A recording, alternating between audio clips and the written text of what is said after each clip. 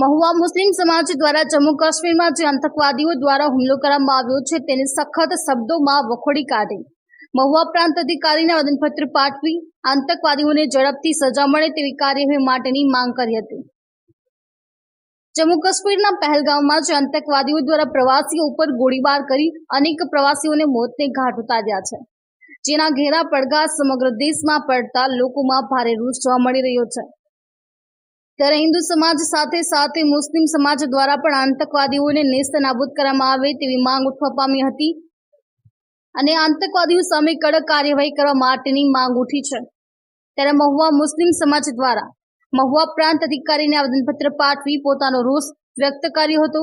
અને આતંકવાદીઓને નેસ્તનાબૂદ કરવામાં આવે તેવી રજૂઆત કરવામાં આવી હતી।